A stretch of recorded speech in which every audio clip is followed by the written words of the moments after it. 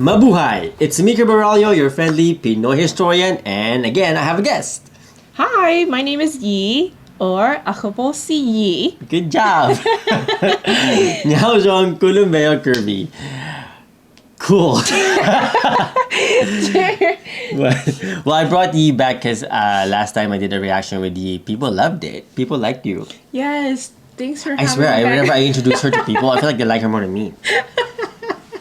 Anyways, welcome back to my channel. I make videos about other people's history, culture, and everything in between. So if you like learning about the Philippines, Southeast Asia, and beyond, click here and subscribe wherever it is. But yes, so today we're doing a reaction to the Miss Universe 2022. But a little bit of a confession, I actually forgot it was today. You told me it was tomorrow. I was resting because we did a lot of errands today, and then when I got home I was just so tired, so I rested. And then you were just got excited when you found out that Miss Laos made it to the top 16. I was like, what? It's today? And I looked it up on my phone and saw how sad Filipinos are that Miss Philippines did not make it. So I was like, but anyways, we're gonna watch some clips of it. We're gonna focus on three candidates. Miss Philippines, of course, because I'm Filipino. Miss Laos. Because she's Hmong. And of course, Miss USA. Not just because she won. I actually wanted to react to her from the beginning, even before she won, because she's Filipino American, and that's historic on so many levels. Both Miss Laos and Miss USA this year have been historic. But we'll talk more about it later when we discuss, because I like talking to you. I have a confession. These conversations that we have usually happen in the car. Right.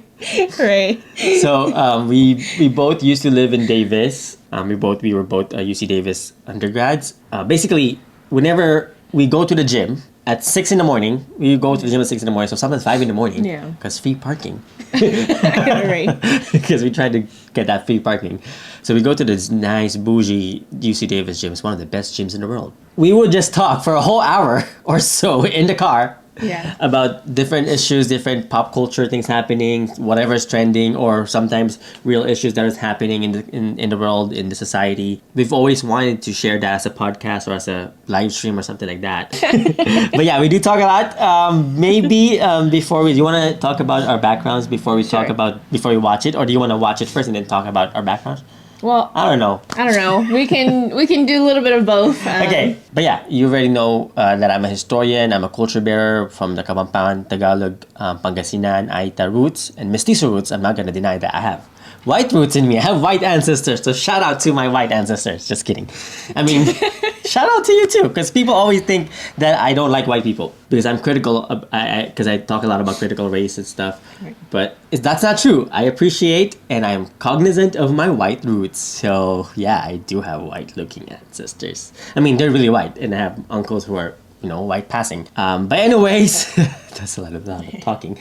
I have mestizo roots. Anyways, you can take it from when here. he says we talk a lot, he means he talks a lot. Just kidding. This is why a 2-hour movie ends up being 4 hours. Okay, go ahead. Introduce yourself. So I am Hmong American to be specific. Second generation Hmong American woman. I'm also a sexual assault survivor, an activist, and I'm a political consultant. So I've been really behind the scenes supporting Kirby, doing this work for a very long time. And so we enjoy a lot of different things. We talk about a lot of different things, but we also, it's important to stay critical in a lot of different things. So, and we don't always agree in a lot of things. That's true. We share some value. We share a lot of values, yeah. But our perspectives comes from different experiences, right. Different backgrounds, even education. We both went to the UC Davis. We're both products of ethnic studies. And then I went to Harvard for grad school. A lot of you already know I did history, political science, international relations, and of course ethnic studies. And you've done the same. Right. Share more about your educational background, because a lot of people are probably curious. Yeah, so I'm an Asian American Studies graduate. In that track I was actually you were a double design major. I was also taking design classes. At the same time I was taking Asian American Studies classes, so I have a creative mind. I would like to say I have a creative mind. So you appreciate design. I do. I really appreciate design, and so of course in design you also have to be critical. It's not just aesthetics or Yep. beauty or design for design. You have to actually be really critical as well. That's the So- UC education. So that's my background. And yeah, that's a little bit about just my, a little bit about me. a little bit about us. But basically today we're gonna watch Miss Universe. No expectations. We're just Yeah. gonna watch it and just share how we feel, what we think about it, what we saw from this. It's a reaction video. Well, of course, in my channel, my reaction videos are usually deeper than that. But what I'm trying to say is that don't expect a long paper about this. This is not an academic paper. It's not. It's just a fun video that I thought we should make since Miss Universe just happened a few hours ago. And let's begin with, I think the first one that you usually do is the national costume. Right. So Let's do that one. which country you want to do first?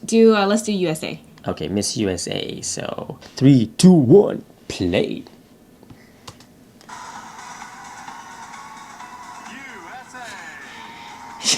When Americans stepped on the moon in 1969, it was one small step for man. Today, women are more involved as leaders in returning the U.S. to the moon. This delegate is representing NASA's Johnson Space Center in her hometown of Houston. Pretty soon, she'll be on the moon, USA.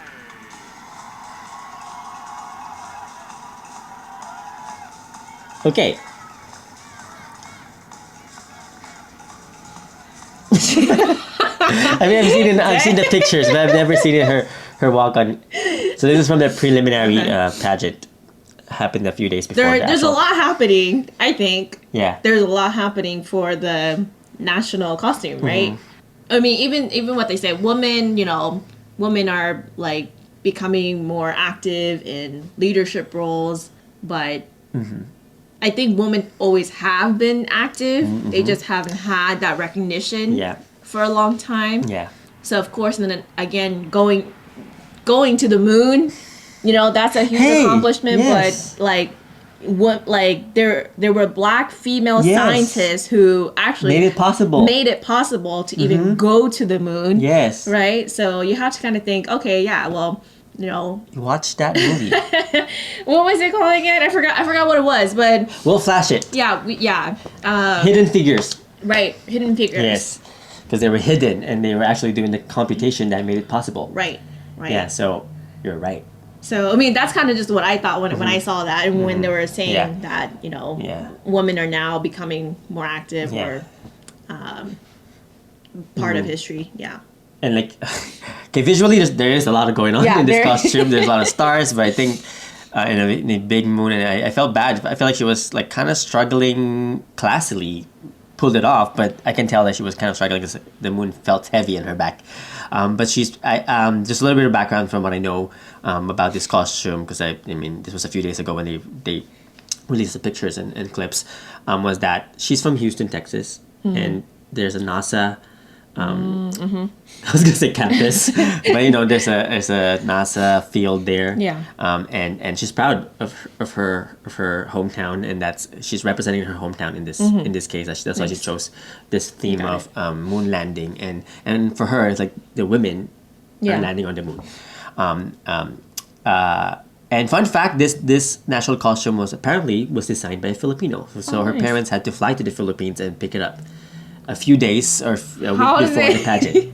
How did they fit all of that? I don't know. The I wanna balikbayan know. boxes are very spacious. I want to know how they fit all that into a box or shipment to Yeah. get it over here. Okay, this is not my favorite, but I understand and I appreciate why she did it. I think, I also think that for me, without them actually narrating in the background, it's hard for me to kind of see What's going on? what does this represent? Yeah. Because the outfit looks like sexy, great, Wonder Woman type of more Yeah. spacey Yeah. But if it wasn't for the narration, for me, it's hard to figure out actually what's going on here. But I mean, of course, that's their vision of going Yeah. to the moon. Yeah. Women making it possible. Yeah. Women making their dreams come true. All of that. So that's kind of what I see after the fact. Yeah. Yeah. costume represents different ethnic groups in Laos. The unity of the Lao people was conveyed through incorporated decoration. Featuring tribal fabrics and silk patterns, at the center of it all is the Lao flag. She jumped through hoops to rep Lao ethnic groups in his Laos. Nice.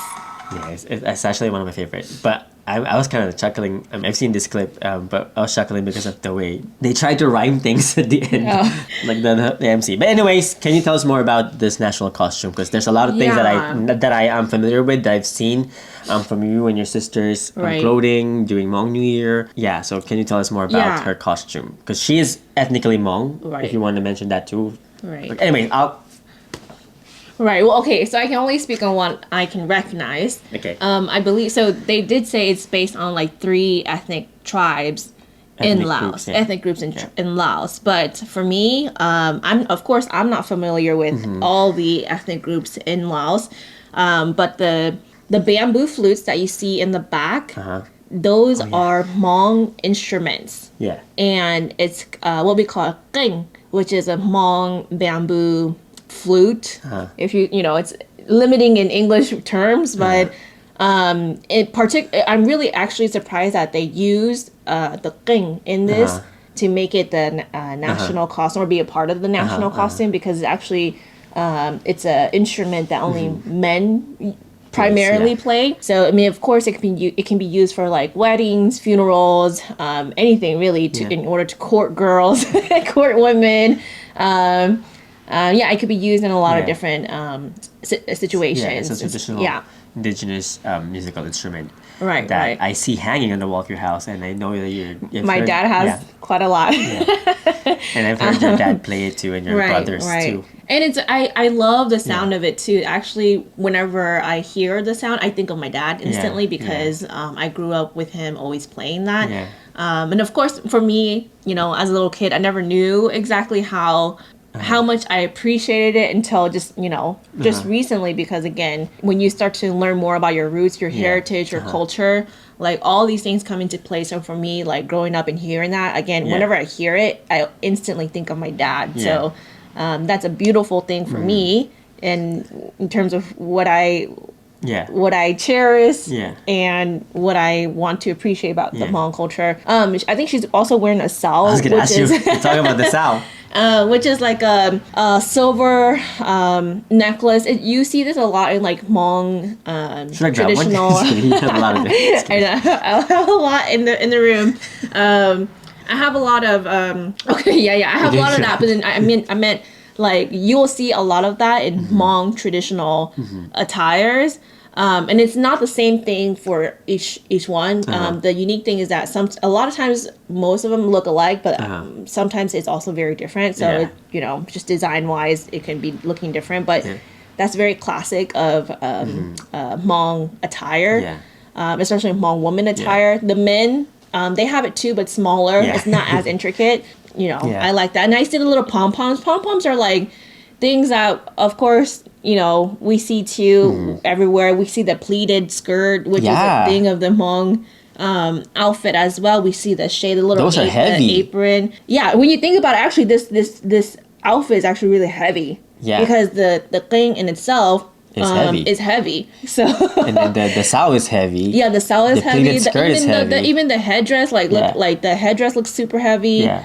But I'm actually glad that when the way that she walks into it actually looks like she's doing it. I know it doesn't look like it was heavy, but it is heavy. Yeah, and then of course, I think there are other things in there that they incorporated into the design. But of course, I can only speak from what I can recognize off the bat. Yeah. Cool. Speaking of Sao, her brother, shout out to Yang Zhao. Yes. Yang Zhao Zhong.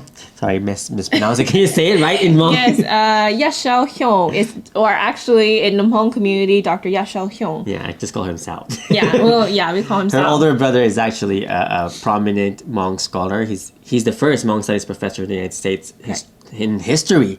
So shout out to Sao for also teaching me a lot of... actually, in my book, I have a chapter on Hmong women and Hmong people. My book about Southeast Asian women. Where is it? There we go. And a lot of it is actually because of Sal's work that I was able to put it together. Do you want to talk about Hmong people for those who may not know, or you Oh, want sure. I mean, I guess long story to save short. that for later?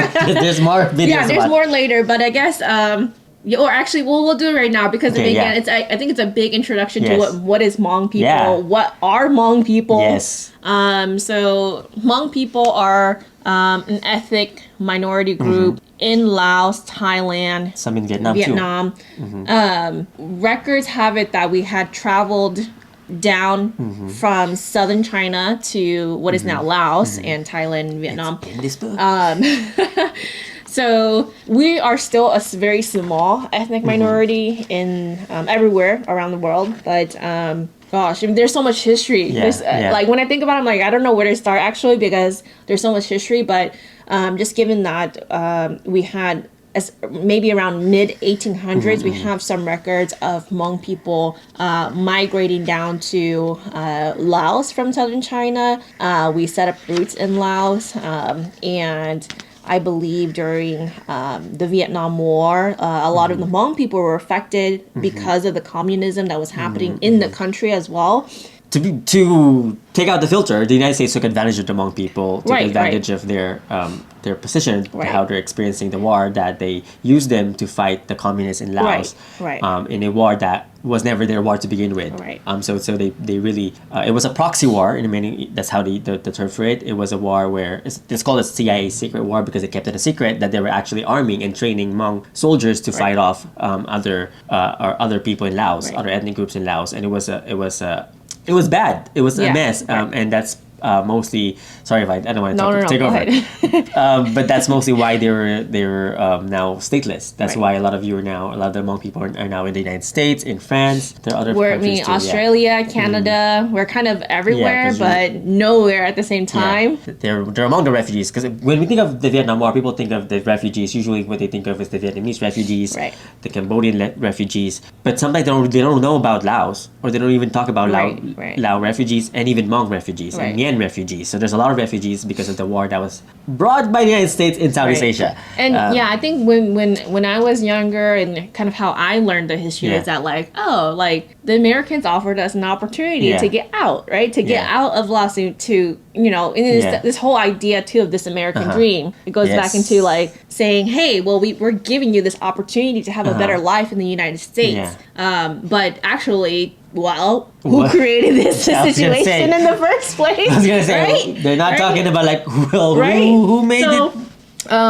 I think for me, there's a lot of things to be critical about. Of course, I know that many Hmong elders will say, yeah, of course, life is calm, Yes. peaceful, whatever here in the United Yeah. States or wherever they're at. But Okay. it is really a really complicated history, and Yeah. when you look to it again, you have to think about not just Yeah. Hmong people, you know, going elsewhere for a better Yeah. life, but actually how it actually Yeah, started, why they needed to why leave, they yeah. needed to leave. Yeah. So when you start digging in deeper into Yeah. that question, then you start to be more, you know, understanding Yeah. of the entire context Uh-huh. of the historical context of why Hmong people are now stateless, right? So Yes. lots of history there. Yeah. We can go on and on probably. Yes.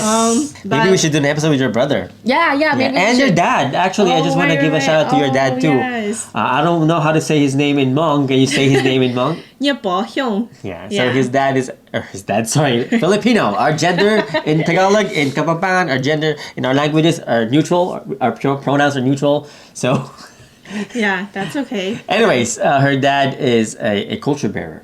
He doesn't use that title, but he's actually a No, culture right, bearer. right. He's he knows, if anything, all of the oral traditions of the Hmong people. He knows the oral history of the Hmong people. He Right. survived the war. He was a warrior during the war, a soldier Right. who survived. Right. And I remember the stories of your Right. dad are really like heartbreaking and Yeah, yeah. inspiring at the same time. So I Yeah. want to give a shout out to your dad. Yeah, shout out to my dad. Again, see, whenever I see the thing, whenever I see Yeah. the Hmong bamboo flutes, I think of my dad. So shout Yeah. out to my dad. We'll play the music and tell you the stories. I'm interested in getting his thoughts too. Perspectives. Yeah, 'cause he was watching, Yeah, because right? he was watching, but he's At home? Yeah. he's watching at home right now. So, you know, well, I'll probably have to do another interview with him to see what he thought Yeah. about the outfit. Okay, maybe one last question before we move on to Miss Philippines national costume is that how did it make you feel for as a Hmong American woman who was born in California, born and raised in California, as a daughter of refugees? How did you feel when you saw the Hmong traditional attire, the skirt, the I don't know, I never get the pronunciation right of the instrument. Thing. Kring? Thing. Kring. How did it make you feel to see your culture on the Miss Universe stage? Because go ahead. Yeah. It feels good, actually. Yeah, it feels good because when I remember, my family watches these beauty pageants that comes up every year. Yeah. And I remember watching it when I was a little kid too. So all these national costumes, I've never seen something that was like, oh you my gosh, recognize. this is us. Yeah. Yeah, this is us on the map. So when I saw this, it's more like, oh my goodness, this is really like, I can see so many things that represent me. So I feel proud to know like a lot of Hmong people are also Yeah. proud of having that representation on the stage. But again, I mean, it opens up a lot of doors. I think initially for me, it's about opening up doors that are Were not possible in the past. that have not been possible in the past. So this just marks like a big beginning. Yes. For us, for Yes. Hmong people too, and to be like represented on such a huge and global platform. To me, I felt proud and I feel like seen. I felt represented, and Yeah. it's really important to be represented. that, yeah. And to feel that way too. So that's how I felt. Yeah. Okay. For me, this is actually one of my most favorite national costumes that I've seen. I did not see everything. For some reason, I wasn't really paying attention to Miss Universe this year. I usually do. I'm Filipino. This is why We usually you thought do. that The date. Miss Universe was Sunday. Yeah, because I wasn't really paying attention to Okay. it for a long Yes. time, when we usually do as Filipinos. But anyways, this is one of my favorite national costumes that I've seen this year, because I can actually I see when I saw it, like, oh my gosh, this is really a really beautiful national costume. Actually, you can actually tell it's Hmong. Yeah. And well, I'm not really sure about the other ethnicities in Laos, but I automatically, like, oh my god, Hmong culture. Yeah, it's not subtle too. Yes, like it's you not. tell It's there's really there. Boom, Yes, it's so Hmong, yeah, congratulations, Payeng Ja. How do you say her name? right. properly? Payeng Sa Lao, which is her. Although she was a lore. Yeah, that's Oh how yeah, I yeah. say That's it. how I say it. Anyways, this is Yes. why it's hard for me to understand. Yeah, so Okay, Payeng Sa. okay. Yeah. Now we have Miss Philippines. Philippines, Okay. 3, 2, 1, action. Philippines. Darna is the ultimate Filipina superhero and part of this country's pop culture. She transforms from an ordinary woman with the help of a white stone, standing up for those who cannot defend themselves. Have no fear, because Darna is here in the Philippines. In the Philippines. Okay. Have no fear, Darna's here. Anyways, Darna's here. Thoughts? I'll I add wanna my see- thoughts later. I want to see the sun. It looks different. Or is it just me? Okay, I can explain. Oh.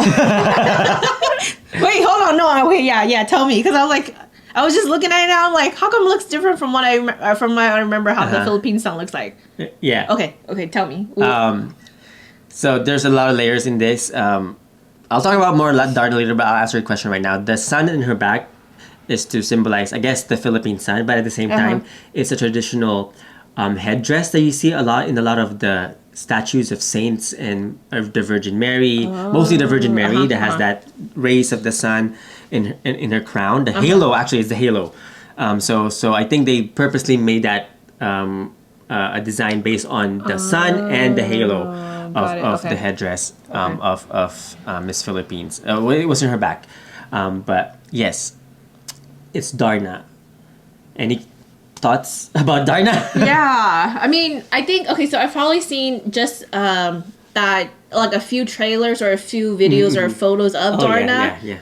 I mean, if I'm not Filipino, but if I was, or I don't know, I mean, if I look at it and I'm like, okay, yeah, that's Darna, that's great, that means you're representing, it's like someone representing like Superman Wonder Woman, or Superman. Wonder Woman, right? Which is what Miss USA had a few years ago, Yes, right? she did. Yes. So A when few they, years they ago. represented Wonder Woman, it's like, oh, great, like that's an American Yeah. thing, even though Wonder Woman isn't really American, right? She's American. Oh, in Right? the story, she's not. She's Greek. not. Right. She's She's Greek. not American in the story. Yeah. But because it's a American culture, pop culture, yeah. symbol, like I'm like, okay, great, yeah, that's USA for us. So this one, I mean, I feel the same way too. Is that like they're representing a hero, in pop culture in the Philippines.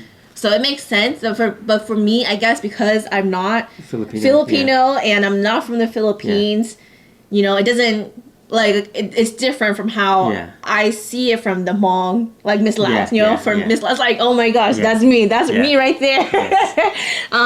So I don't know. I mean, that's kind of how I feel. It's like great they have a superhero, and then they have like all the Filipino sun to symbolize that they're also The stars too Filipino, are there, right? yeah. But yeah, eagle. that's how high. How what can you do to top a hero for a costume or for an outfit? So that was my thought. Okay. Yeah. What about you?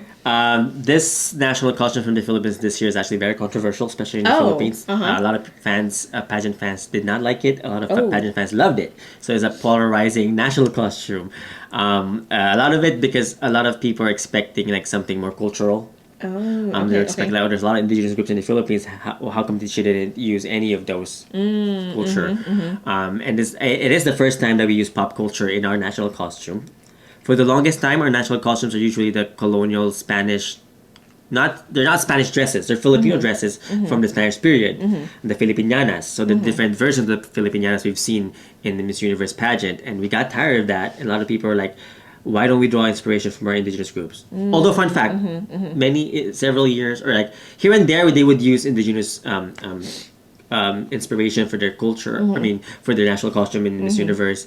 Like 1994, Sherlyn Gonzalez, she wore an indigenous inspired costume from Mindanao. If I'm not mistaken, Tiboli tribe. If I'm not mistaken, correct me if I'm wrong. That was in 1994. For the majority of Miss Universe Philippines competing in Miss Universe. Fun fact: the Philippines have been competing in Miss Universe since the very beginning in 1952.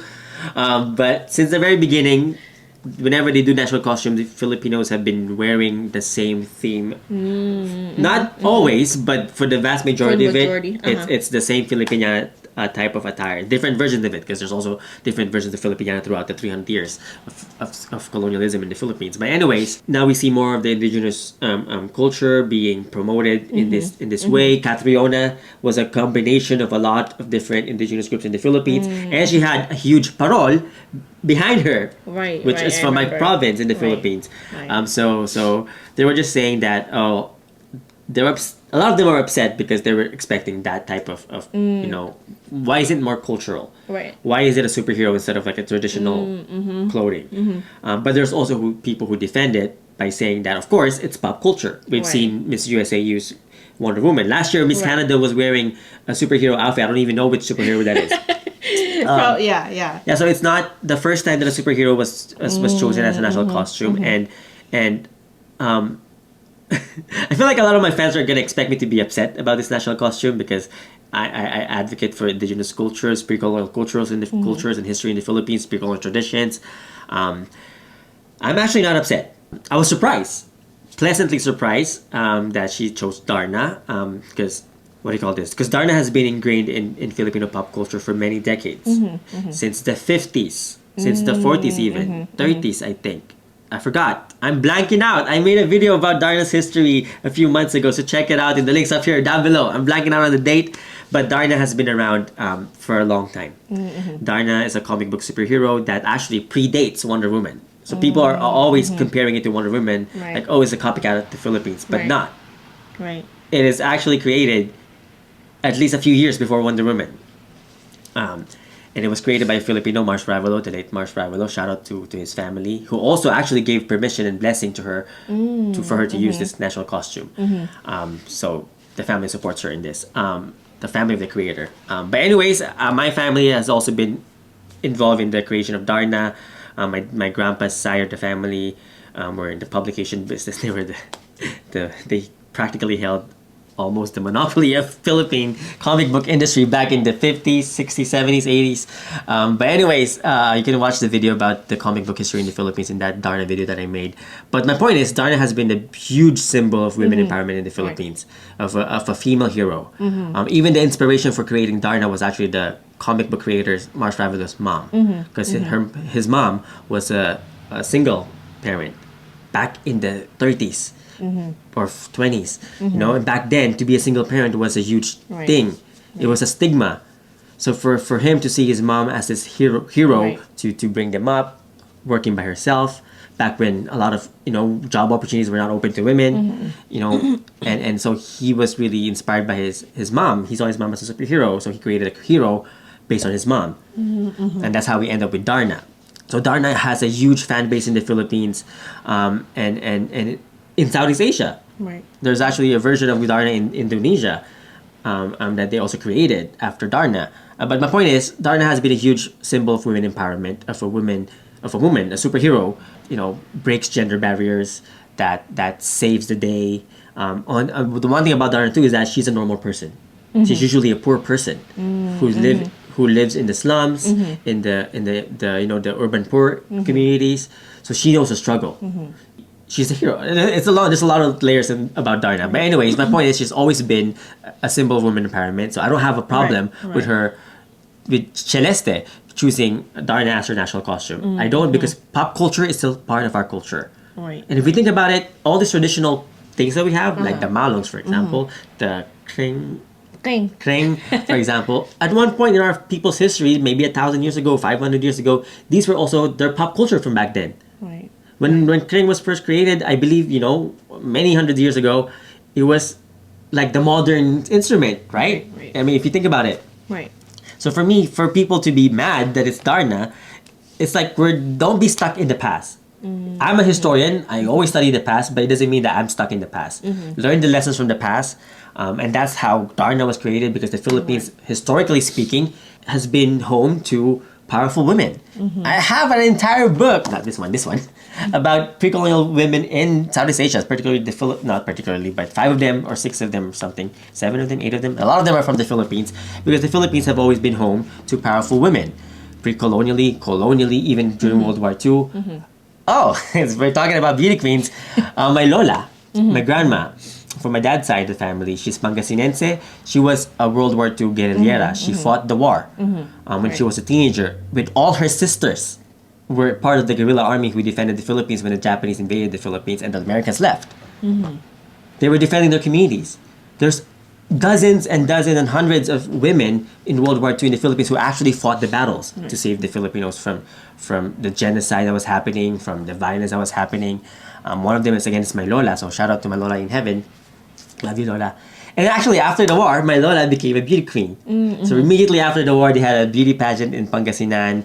If I'm not mistaken, it's in Pangasinan or Manila, because she's both from Pangasinan and Manila. But anyways, the beauty pageant was called Miss Liberty, because they're celebrating the freedom of the Philippines from colonialism and from World War II. So she won Miss Liberty in 1945 or 46, whenever the war ended. Shout out to your Lola. Yeah, so yes, my Lola is a beauty queen. That's actually a title of one of my popular lectures in Davis. Or the title's actually, my Lola is more than just a beauty queen, because she fought the war. Right. She broke gender barriers. Yeah. Fun fact, my Lola was during World War II, my Lola was fighting the war, and her future husband was actually a nurse in the Red Cross. So it's a total reversal of the normal gender roles that you see in World War II movies. Right. And that's the stories we grew up in. But anyways, I have no problems with her wearing Darna. I didn't expect it, but at the same time, I'm not upset about it. Right. And I see the purpose of why she chose it, the reason why she chose it.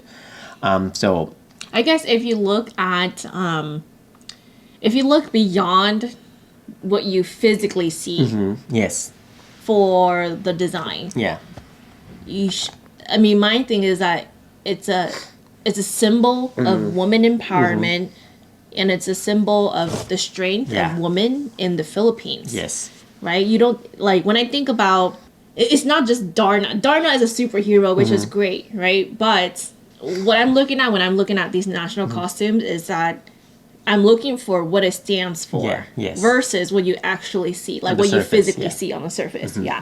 Because that is what design is. Yes. It's a symbol, Yes, you're a design right? major. It's a symbol of what things stand for, what it represents, right? So, Darna, it's easy for people to see Darna as, okay, superhero, great, but what does that actually mean? We need to look beyond what you physically see, the physical attire, and then figure out, okay, yeah, this is, what we are Yes. as people, Yes. right? We have strong Filipina Yes. in the Philippines, Yes. right? We have strong women in the Philippines. We Yes. have all sorts of people in the Philippines that have maybe a similar background too, like Darna, right? Or normal, Yes. regular people Yeah.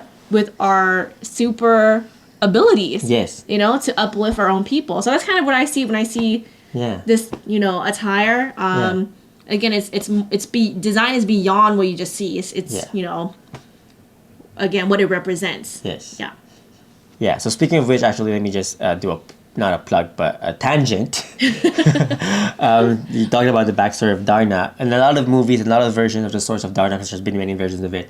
Darna, in some stories, in many of it, she's actually a garbage collector, if I'm not mistaken, or at least her family are somehow collecting garbage for a living. In some of the ones I've seen, and the thing is, during Miss Universe 2022, Miss Universe Thailand actually won an award because of her inspiring story. I don't have a clip of her right now, but even her gown that she was wearing was made up of the soda can thingy that you to open the soda. Okay, I get it. The I tabs. guess. Yeah. So her dress is made of tabs with crystals, but that was Yeah, because yeah. her parents were garbage collectors. She Right, was right, raised, right. and she also honors her parents, Right. and inspired by her parents' resiliency and the struggle. Right.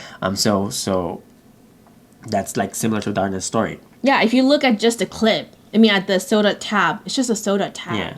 Yeah. Right? But if you look at the entire story, the Yeah. picture, what it represents, Yeah. represents her parents, Yeah. her dreams, Their- and their story. Their struggle and Yeah. resilience and Right. strength. Right. Is that coffee? Yes. I make iced coffee. We used to work at a boba shop in college, and we learned how to make the traditional Vietnamese iced coffee. So shout out to our Vietnamese viewers Yes. and our Vietnamese friends.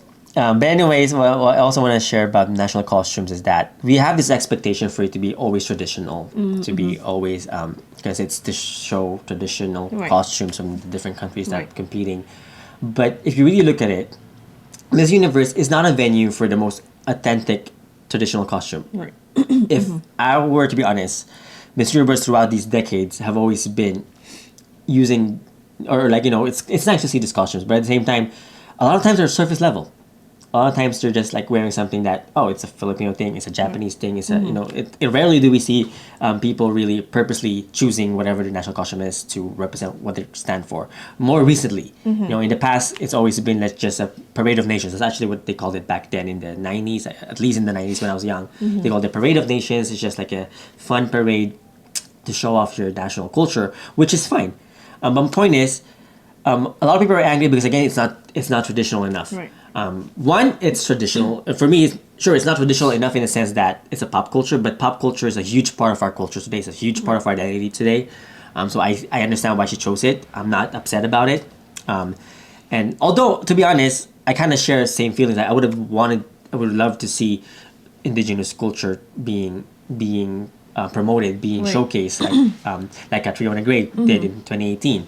But the thing too is that that's also a kind of like a dangerous thing to do, a risky thing to do, because you don't want to appropriate culture. Correct. Right. A lot of people are aware of cultural appropriation in the U.S. In the Philippines. Sometimes they're not. A lot of them are getting more aware of it. But the thing is, just because you're Filipino, it doesn't mean you can wear a Negorot clothing. You can wear an Ifugao clothing or a Lumad clothing just because you're from the Philippines. Right. Maybe Celeste chose this because this is what she identifies as Right. more, and to be honest, when people are saying that she should wear, there's so many indigenous cultures in the Philippines, she should have chosen one of them.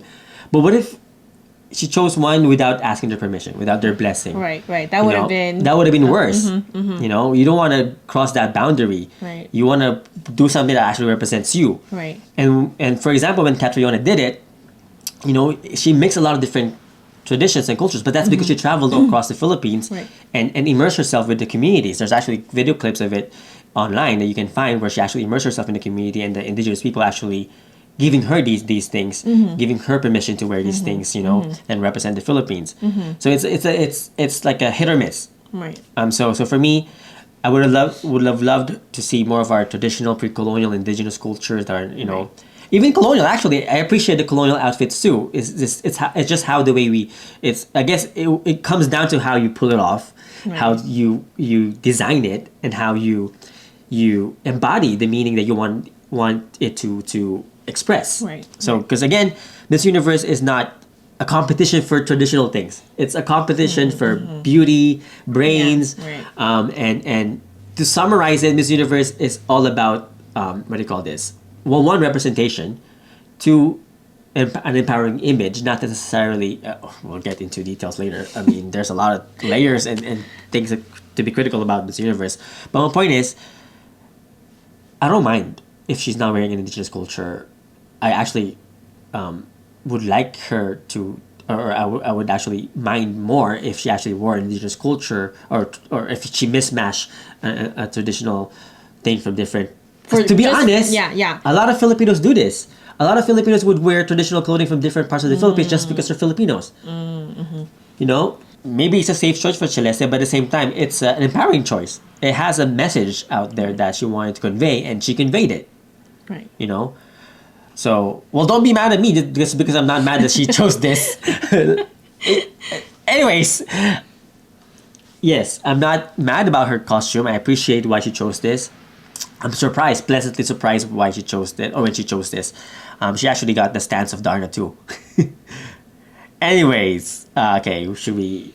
Yeah, I mean, I think for me too, I would have been upset if she were to just mismatch a whole bunch of collections and say, hey, this is a Filipino attire, right? Just for the sake of saying, hey, I'm Filipino. It's more genuine when you say, okay, this outfit is maybe more modern or whatever, but it represents me, my story, who I am, and maybe a lot more people can actually relate to it because of the superhero quality of what it stands for, right? So I understand why people would be upset too, but again, this is more than just what she's actually physically wearing. It goes beyond. It's the symbol of what it stands for, which the is message she wants. the message that she wants to send is that there's beauty, there's strength in being a woman. So. Okay, so the battery died on the camera, or the camera overheated. But anyways. Time to move on. Yes, so we'll move on from the national costume because there's a lot, and we've been recording for over an hour now. Okay, Miss USA. USA! Arbany is the CEO of her own eco-friendly clothing brand. In her spare time, the 28-year-old teaches sewing at non-profit design house, offering a I see it now. for victims of human If not now, trafficking when? and domestic Then violence. when? Oh yeah, if not now, then when? That's a nice draw. They said that she tie-dyed it herself, right? Yeah. Okay, Miss Laos. Laos. 21-year-old Bianca is a business management student and a fifth grader. In the future, she plans to build a community center that will be used to inspire young people Oh, the pom-poms to are dream there. and find purpose. Laos. It's the Hmong stuff. Yeah. Good job. Now let's go to Celeste. Miss Philippines. Philippines! Celeste is a 25-year-old model with an interest in real estate. Yes. But nothing is more important to her than the work she does in a poor rural community, educating parents on how to raise and feed their children. Philippines! Okay, thoughts, comments, concerns, reactions? Put it in the comments below. I'm asking you. I know. Anyways, Which one stood out to you the most? Well, the thing is, to background for those who probably did not know, the capes they're wearing for Miss Universe or this part of the competition they designed it themselves. So everybody got a cape, and it's up to them to customize it. Is this still recording? Yeah. You were looking at it, I was dying. Anyways, the microphone. Anyways, yeah. So they had to design it the way they want to design it, and from what I've seen, I did not see all of it. There was a lot. There was 84 candidates this year, so I did not watch the whole thing. But from the three of them, not because I'm Filipino, but I kind of like Miss Philippines the hands, because from what I know from the story from her story, they talked about how she was working in the slum area, slum communities. Those are actually the hands of the kids in the slum community that she was helping with her nonprofit work. And those hands were actually the handprints of the children she was working with. From what I learned. So that stood out to me because we also did something similar when we did the Typhoon Haiyan in college. Right. When Typhoon Haiyan hit the Philippines, the strongest typhoon in the world, we did something similar as a symbolic part of our fundraiser when we were in college. We raised $14,000 in a few weeks to send to the Philippines. Right. But anyways, putting that hand in there was an empowering thing for even when we did it. A lot of Filipino American students, a lot of non-Filipino allies did it, and they said that was fun, and that was like really you felt the community in there coming together to help each other. I forgot the way we phrased it, but we phrased it in a way that helping hand. It was actually Dina's idea. So shout out to Dina Estipona, our friend. Beautiful friend. She should have been Miss Philippines. Yes. She's married now. Oh, but now they allow married women in this universe. Nice. Dina, if you want. Yes. Shout out to Dina. Anyways, that stood out to me because I kind of resonated with it because of we did it for Haiyan, and at the same time they talked about how those are the hands of the kids in the slum area she worked with. And you know my story. I grew up next to the slum area in the Philippines. I had privileges, but I grew up next to the slum area and had a lot of my childhood friends who were the children of the exploited workers in the red light district in the Philippines, and who a lot of them lived in the slum area. Yeah, so a lot of my childhood was actually spent in the slum areas.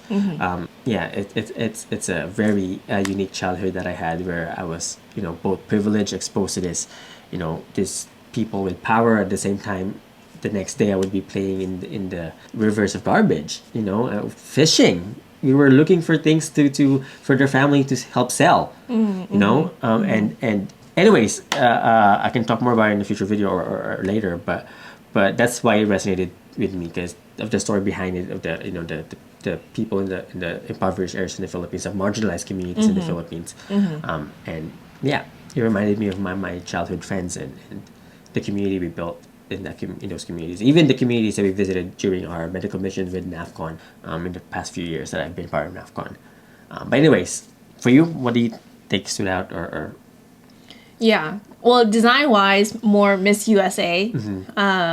Mainly because that phrase that she had, if not now, then when. That in itself, it's about timing. Yeah. It's about timing. So, that just, it says a lot of different, it means a lot of different things for me, but because of her story, and that she works with sexual assault survivors and survivors of human trafficking. Yeah. That's a lot of your work too. Yeah. For those who actually don't know, you worked in that field for a long time, and you still advocate for them. Right. Although that's not your main work anymore, but for a long time you fought for justice for them and to help survivors survive. Right. And yeah, that's a lot of your work. So, I've been really interested in how you feel about Miss USA. Yeah, I mean, again, her story and her experiences. I'm glad that the issue in itself is getting some light. Yeah. I know that there was this whole Me Too movement that came up, several years back, but again, for survivors, their stories and their experiences are more than just that, like, one type of, like, viral moment. Yeah. In the Me Too movement, again, everybody was talking about it, but what happens when that sort of viral moment or viral issue goes down and dies down, well, survivors still have to deal with, you know, a lot of the issues that they have to go through. It's still happening. There's still new survivors every day. Right. So, Sadly. right. So for me, it's just more about, again, shedding light on a very sensitive issue on a global platform to let people know that these things are still happening and that it's still an opportunity for people to actually do something about it. And then, of course, I mean, for Miss Laos, I don't want to be biased either, you know? So, I mean, my thing is that she had like a Hmong little design in the back, which I'd like, but it's very tiny, so you can't really see it. And it's hard for other people to kind of pick it up if you're not Hmong. So, for me, it's very like just plain white, and you have the little small design in the back. And the design in the back is supposed to be something that you find on like a traditional Hmong woman shirt or jacket, right? But in her work, I mean, her work is more of like an English teacher serving, you know, students and making sure they have access to education. But I think the swimsuit that stood out the most to me was Miss USA because of her message and you know, that everything that she kind of stands for the symbols and the From what I've seen in the TV interviews, she got that phrase from her dad. So her dad always reminds her, like, if not now, then when? Which is actually, for a lot of Filipinos who grew up in the Philippines, especially in the activist community in the Philippines, my dad was an activist in the 80s, you know, this phrase was often used. Kung hindi ngayon, kailan? I forgot the phrase. But anyways, the phrase in English would be like, if not now, then when? If not us, then who? Right. You know, it's basically it's time to stand up. It's time to stand up for your rights. It's time to stand up to defend people's rights. You know, so and she's standing up for survivors. So I've also done work in you know, in this field in human trafficking, advocacy against human trafficking, and you know, survivors too, and just not to necessarily brag, but I kind of want to brag about you too, because not long before, but you know, a few years before the Me Too movement, you actually stood up against these same things, and you shared your story. You stood up, you fought for justice, and you know, after many years of fighting for that justice in the court system, you eventually got justice, and justice was served, and you were an inspiration to a lot of Hmong women, a lot of Southeast Asian women, a lot of API women out there to stand up. You know, I meet people and they're like, "Oh my gosh, that's Yi!" Like, yes. You know, so your story, like, really, you know, before it went viral, before Me Too became viral, your story was already something that, you know, inspired a lot of women, and powerful women too. I'm not gonna mention who, but elected officials out there in the United States, women leaders in politics were inspired by your story too. And not just them, a lot of people, and the people you work with every day when you were doing the advocacy work on the ground in California. I mean, you still advocate for them, and you actually spend most of your day. You know, there's no 9-to-5 job for you when it comes to these advocacies and fighting for the rights of survivors and helping them survive. So I just want to appreciate and show the world, all my 80,000 subscribers, how much I appreciate you, and how much I'm proud of your work, and especially in this field that you're fighting for survivors of human trafficking, of domestic violence, of rape. You know, as a survivor, you know my story, and some people know my story, not everybody, but I'll keep it there for now. Maybe in the future I'll talk about it. But yes, I do appreciate all the work that you've done to stand up for not just women, but you know, all the marginalized communities that are affected by these issues. I don't want to cry, but I am proud of you. Okay, I'm trying not to cry.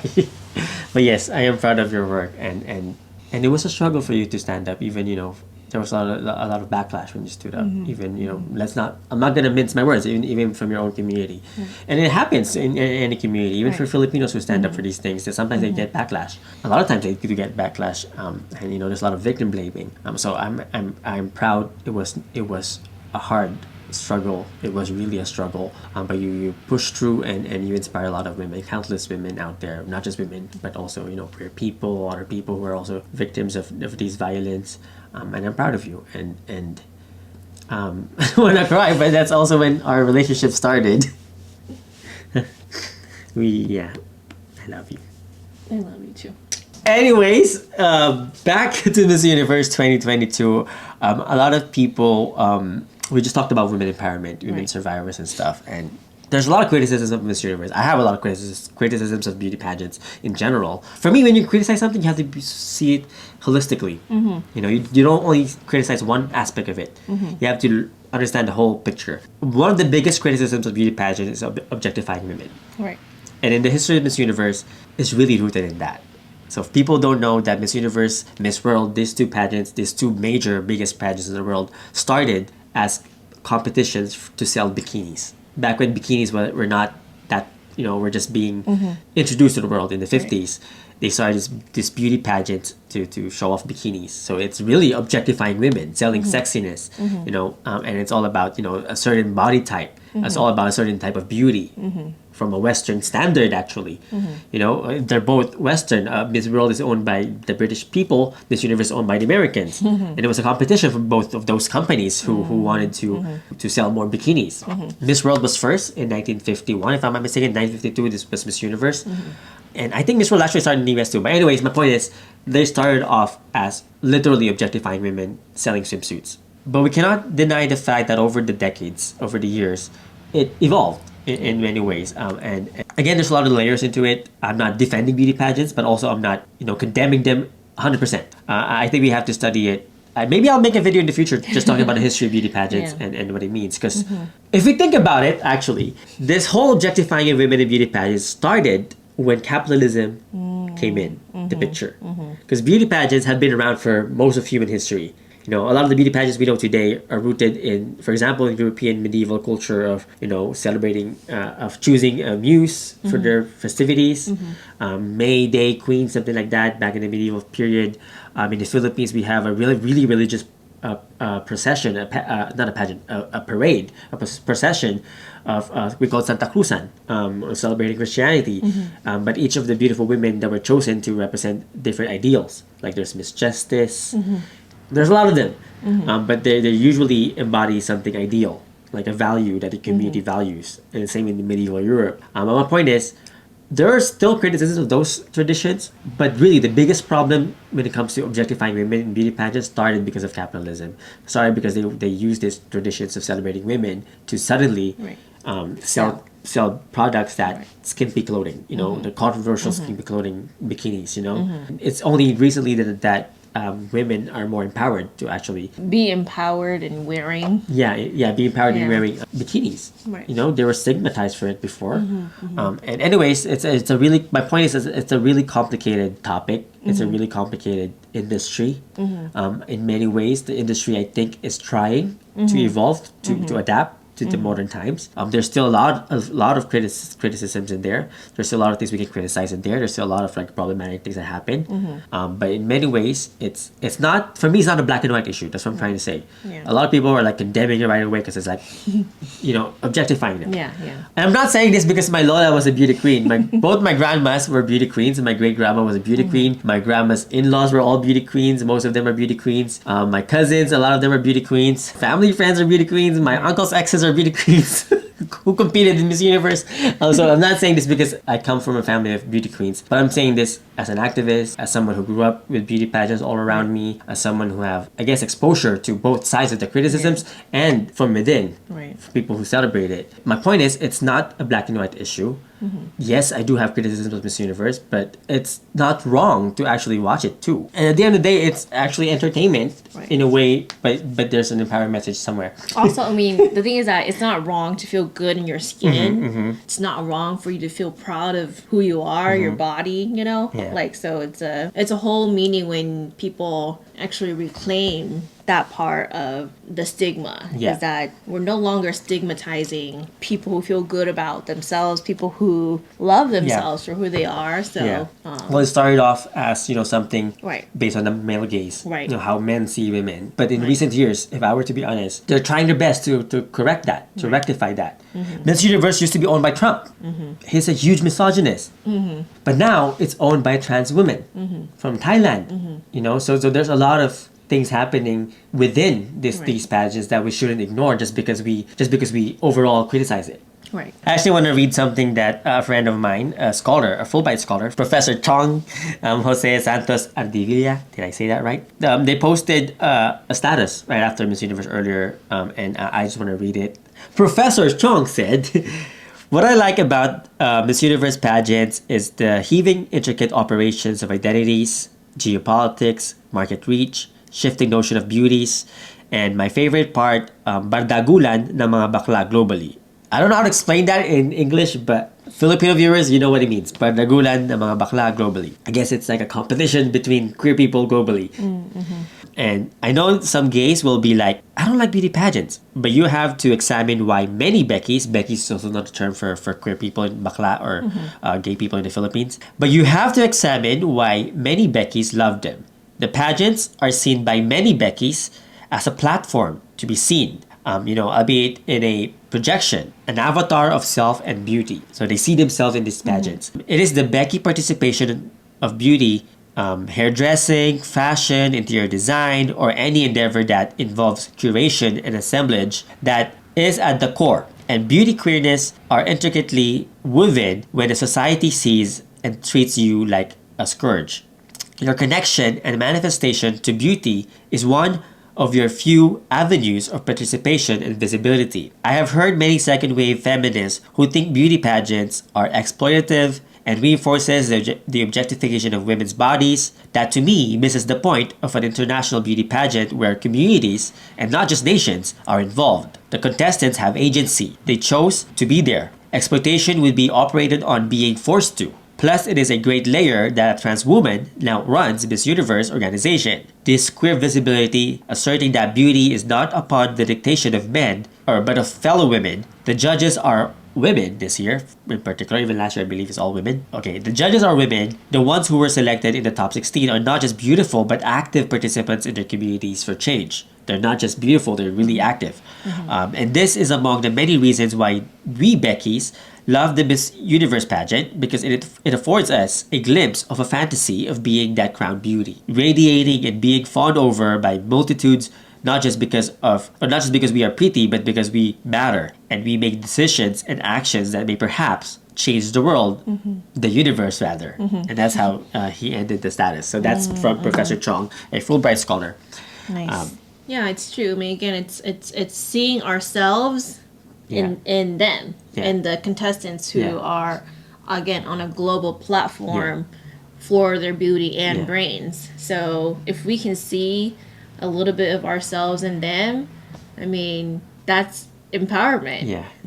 So maybe it is our dreams to be like them. Maybe it's maybe a dream to just be a little bit of them, right? So it's that representation again. It kind of comes down to that representation of, do you see yourself in the people that have a voice in this global platform? If you do, that's great. That's because that's really what it is. That's what it's all about. What it is now. I guess if I was asked the question, if I were to be asked the question that they asked the candidates or Arbany, Miss USA, that if there's something you want to change in Miss Universe, what would it be? She talked about age limit. That was a good answer. One thing I was thinking too is like maybe body types. We see a lot of Miss Universe winners who won the pageant, who gained a little bit of weight, and suddenly people are like hating on them. Right. So there's that edge of that sword too. So for me, maybe the thing is, you cannot change things overnight. If there's something I've learned from activism, my dad's activism, from being a historian, is that change takes time, but we have to be active on it. You have to take part in it. Don't expect things to change right away. But anyways, my point is, it's a complicated topic. Beauty pageants have a lot of nuances in there that a lot of people are dismissing. Yeah, well, I think for me too is that, wait, have they ever had like a transgender woman? Yes, a few years ago, Miss Speed was transgender. Okay. Though, I mean, that's something that I would like to see more too, is actually like different identities of women. And now they allow married women starting this year. So it's changing. Because it's not perfect, but it's changing. It's not perfect. It's trying its best. Right. But I guess my thing too is that you take all these beautiful women in this competition, but there are a certain type of just one woman. Tall, thin. Right. Usually tall, long thin, hair. long hair. All great for them, which is great. But you look at everybody else, you know, it like that doesn't really. When you look at them, like they don't represent the rest of everybody because Yeah. that's not what woman body types are. Yes. Right? If it was, Yeah. then everybody can be like, yeah, like that's truly my representation of me. But the thing is that women have different body types too, different skin tones and whatnot, and different Yes. identities, and that all come into play. So I mean, that's kind of what I'm thinking of too. Is that question of what would you do? I guess to make the organization a progressive organization. Or for me too is to be intentional in fighting for the rights of women. Right, Because usually it's the individuals who win, who have those advocacies that they fight for. Right. What I'm trying to say is that if Miss Universe want to evolve into something better, be more progressive, I guess is one big thing is to really be intentional in fighting for women's rights and standing up for women. You know, it's a long road. It's a struggle to get there, but if they really want to change for the better, then that's the direction, you know, that I want to see them in. You Yeah. know, not just about the surface level beauty things. And the thing is that too is for the questions, I'm Yeah. hoping for a critical Yes. lens too. Yeah. They can be beautiful. Yeah. They can be as beautiful Yeah. as they can be, which is great. But Yeah. for me, I'm also looking for that critical answer of are you aware of social issues that impact either women alone or all of us, right, as a people? And how can we address that? So I'm looking for that too. Then for me, it's not just for beauty; it's for beauty and brains, Yeah. And right? heart. And heart, Like what right? Pia said. Yeah. So With the heart. I'm looking for a little bit of everything. So in order for it to be like, yeah, this person can be a really great representation of us Yeah. on a global platform. Yeah. Yeah, and the thing is, a lot of people don't. It's sometimes not even the beauty queens themselves who are you know, this stereotypical that beauty queens are shallow. They're just pretty. Some of them are, but a lot of them are actually not. I've seen Miss Philippines who are lawyers, who are still lawyers.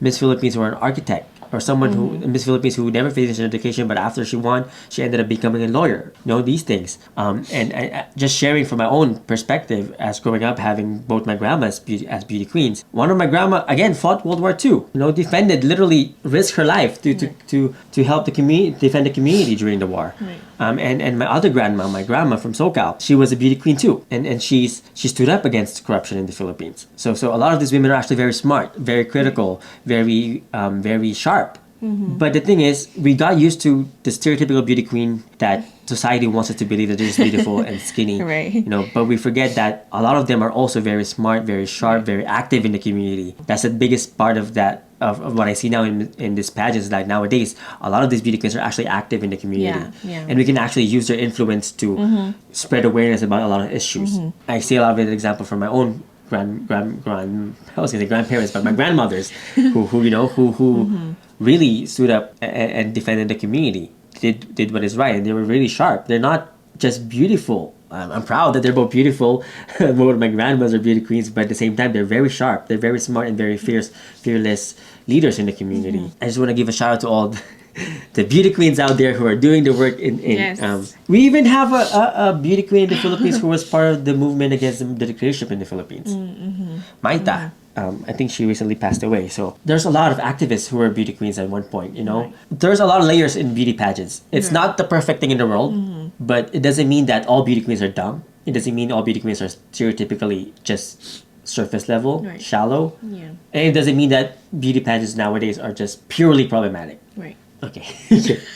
Okay, did you finish all your thoughts? Okay, we have a lot more. I have a lot of thoughts. Again, this is not an academic paper. Maybe we'll write one day. But we have more videos to watch. USA. Fashion designer Urbany attributes her positive outlooks towards upbringing immersed in arts, sports, and travel. This 28-year-old enjoys thrift shopping, playing the ukulele, Thrift and fire stores. dancing in her spare time. USA.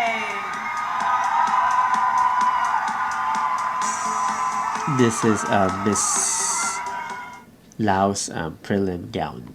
Laos. Growing up in Angsa realized the best way to escape poverty was to get a good education. This 21-year-old taught herself how to speak English within months and currently earns extra money by teaching the language online. Laos.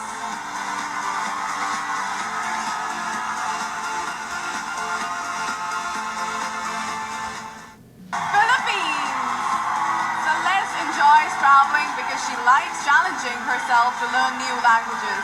This 25-year-old proudly supports a mental health and well-being organization that provides therapies to those in need. Philippines! Okay. As a design major, which gown among these two gowns, because a lot of them stood out to you? I think when we watched the top 5, you like, which one did you like? Do you remember? I like Miss Venezuela's. It was Yeah, really I unique. do. Or not that it was really unique, but it's really. I like all the colors. Yeah. Well, I mean, from these three, I like Miss Laos. Again, trying not to be biased. But yeah, it is nice and Yeah. simple, and you can. I'll let you talk more about the details in it. It looks great. I see there's Miss Laos outfit. I like it because there's a lot of intricate designs in there, and I think the most significant one to symbolize that she's of Hmong descent are the Hmong snails that are embroidered in her on her dress. And It's all over her dress. yeah, so it's hard to kind of see from afar, but if you look up a little bit closely, if you look closer, you'll see it, which is great. I mean, I think it's a very elegant dress too. Like it's not like too simple or too over the top complex, and so her evening gown actually stood out to me the most for this one. Nowadays, we see a lot of gowns that represent more of their identity, more of their culture. Miss Laos this year had the Hmong snails on her dress to show off her culture. When Catriona when Catriona competed, When she fought in 2000, they had swords and stuff. But when she competed in 2018 for Miss Universe, her gowns were intentionally designed in a way to represent her culture. Right. The red lava gown is right. because her mom is from Albay, from Bicol, where the Mayon volcano is at, and it's the most iconic volcano in the world, the most perfect cone mountain in the world. That is actually one of the most active volcanoes in the Philippines. So that represented her own mother's roots in Bicol. So, and even her other gowns during the competition had a lot of meanings. So beautiful gowns this year. Yeah. Yeah, I don't have a favorite. Yeah, and it's subtle too. Unlike her national costume, it's like boom, you can tell she's Hmong. This one is very subtle, classy. Like I like it. The cut is actually a little bit different from the rest of the other designs too, which I really like. Yeah, these are the preliminary gowns. I don't have the clips for the final ones yet. Oh, got it. Because she did change her gowns. So they usually do change their gowns for the final round. But yes, it's a nice cut. Is it weird hearing that from me? I grew up with designers. My grandma, again, was a beauty queen, and she was a government official in the Philippines, culture bearer. So she had a lot. I grew up with designers coming over to my grandma's house, designing dresses for her, and I learned how to draw gowns. Nice. Fun fact, I can design a gown if I want to. Yes. You've seen my drawings. Yes. But yeah, that's because my grandma was a beauty queen, and she had designers come over every now and then. And okay, so it's so unique. I like that Miss Laos is a unique cut design. and we're gonna. This video is getting longer than I thought. I thought it was gonna be an hour long, but now we've been recording for maybe 2 or more, almost 2 hours now. One more thing though that I want to share before we move on to the top 3 Q&A is that apparently a lot of the gowns this year were designed by Filipino designers. I mean, ever since Catriona's winning gown, there's been a lot more Filipino designers that were being tapped to design the gown, the national costumes from different countries. There's I don't know the whole list, but apparently there's a lot of Filipino designers who designed the gowns and national costumes this year. Yeah. Shout out to all the Beckys who did the hard work for these beauty pageants. This is what Chong is saying, you know. Yeah. Sir Chong is saying that, you know, all of these Beckys are part of this process. Right. They owned it, you know. Anyways, shout out to all of you, creative designers. Yes. I know a lot of you personally. Anyways, let's watch should be the final one. Yeah. Top Right? 3. Okay, top 3. Thoughts, concerns? Drop them in the comments. Yeah, those are really great answers. Like we were talking about the history of Miss Universe being starting from being objectifying women. Just to share from my observation watching Universe since childhood, is that the answers have become sharper and sharper Yeah, every year. yeah. You know, Pia had a sharp answer. Catriona had a sharp answer, and their answers are also very sharp. Yeah. So it's becoming sharper every year. As someone who is a historian, a critical thinking person, sometimes I look for that very critical answer. But at the Yeah. same time, where you're on stage, Yeah. you don't have the luxury of being an academic, Right. doing the research Right. and processing your thoughts. Right. You know, Right. sure they have preparation, but sometimes they don't really know the question until that moment. Yeah, just given that this entire event is like live Yes. and there's so much pressure already, there's so much expectations already, and there's a lot of responsibilities leading up to this certain point. Yeah. Again, sometimes like you could probably just blank out. Yes. And not be able to remember anything. Yes. Because again, I'm- there's so much pressure. Yeah. I was gonna say I've never competed in beauty pageants. No, I haven't. But I've done plays. You know, sometimes I blank out on my lines, and those Yeah. are lines that are written for me. Right. Imagine if you Right. don't even have a line written for you. Right. But yeah, they all gave good answers, great answers Yeah. from USA and Venezuela in particular. I like Venezuela's last line. Yeah. A designer of dreams, you're a designer. And I can tell too, sorry, I Yeah, was go like, ahead. I love the confidence that they're Yes. all exuding. Yes. It's like, they're all very they're confident. very confident in their answers, which I love, because then it shows me they know what they're Yes, talking about. yes. They're not just making Yes. stuff up. And I've seen a lot of beauty queens who gave sharp sounding answers, but it seems like was memorized. You know, or like sometimes they're not even sure what they're talking about. Right, right. I've seen that. Right. I've seen that a lot. Right. But for these three, they're very, you know, you can tell that they don't they're talking from their heart. Right. Yeah. Right. I like how Miss Venezuela talked about, you know, building off on that, you know, the work of the previous Right. women in Miss Right. Universe. You know, my successes are built upon my ancestors' successes.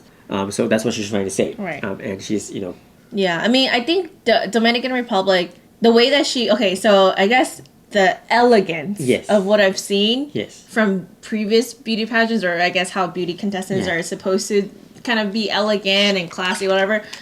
I think she probably didn't have that as much as USA Venezuela. Yeah. Because Or- again, she kind of was really just speaking Yeah. from the heart. Yes. She's already doing this Yeah. work. She knows what she's Yeah. doing. She's confident in what she's saying. Yeah. I don't know. Maybe Yeah. that was a thing Yeah. too. Is that people are looking for the elegance Yeah. of, hey, Well- can this person actually, you know? Well, for me, I know what you mean, but for me, I mean, they're all elegant. Yeah, I think yeah. I know what you mean. It's more of like that beauty queen voice. Yeah. She used her right. Beauty queen voice. So the other two use their beauty queen voices. Yeah. For me, Dominicana, Republica Dominicana, her answer was genuine. They're Yeah. all their answers Yeah. I felt were genuine. Yeah. But for Dominican Republic, she really spoke in her normal voice. Yeah. Yeah. Yeah. You have something right here. Coffee. Yeah. Coffee. But yeah, so she did speak from the heart, and they all spoke from the heart. But for her, it seemed more genuine. That's her Yeah, normal voice. yeah. It's like I'm talking to a friend. Right. Yeah, so that Yeah. was a great answer too. Yeah. I guess for me, the best answer was indeed, you know, USA. Yeah. I mean, they're all great answers, but if I were to choose one, it would be Miss USA, because she really talked about using your influence, Your to- talent. yeah, your talent, what you're good at, Yeah. to transform the Right. world, to help the world, not just the organization, but you know, to influence the world to do Right. to be better. And also invest back into your community. Yes. Yeah. Yes, that's a Yeah. big part of it. You know, growing up with my dad, my grandparents, being in public service, a lot of it was the lesson that I learned from them is that nobody is perfect. Nobody can do everything. You know, but each and every one of us have our own talents, have our own passions that we can actually use to help the community be better, to lay the foundations for a brighter future for our children, for our grandchildren, for our future generations. You know, and sometimes we fail because we try to be perfect. Right. We fail because we try to, you know, to do all these things because we think that's the perfect thing to do. You know, but I like how what she's saying is that how I do my work too is that I'm good at what I'm good at. Yeah. And I'm using that as a As- tool right. to uplift As a the vehicle people. for change, Yes, is as a what she vehicle for said. change, Right. to influence people, a force for good. Right. I think that's why I like her answer, because I that's what I do in my channel. That's why I do in these videos. That's what I do at work in politics. I work in politics, guys. If you didn't know. You were more than just one Yes, person yes, I do a lot doing of things. history I- stuff, okay? And then yes, I do a lot of like nonprofit Yes. work to activism, advocacies. But my point is, do what you're good at. You know, try to be better every day, but don't try to be perfect. Or No. I mean, don't pressure yourself to be perfect. It's okay to strive for perfection. Think in a way that you know, if you think about it, if you do better every day, then that's the closest to perfection we can ever be. Because again, nobody's perfect. Everybody has a part in making the world a better place. You know, not everybody can be Darna. You know, use your passion, use your talents into something that could help the communities. Into something that could uplift the people, the masses, especially the most marginalized, the most you know exploited. Because there's a lot of exploitation happening in the world. There's a lot of issues happening around this, and the thing is, one thing that I learned being you know growing up in the world of activism and politics is that we cannot save everybody. But if we do our part, our best to save what we can save, what we can fix. You know, we cannot fix everything at the same time. But if you do our best, you know, to be part of that change, you know, again, change happens because of a movement of people, not just because one person did it. You know, so I guess that's why I really resonated with her answer. And yeah, I'll pause for now, and you can share your thoughts. I mean, I have very similar thoughts as you too. Is that I actually really liked. Again, all the women. I think they gave like really great answers. It's not perfect.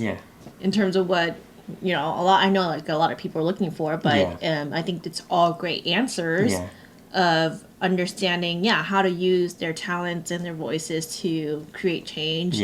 But I think the one that really comes for full circle and makes like the most not makes the most sense, but I think resonated with me the most was USA.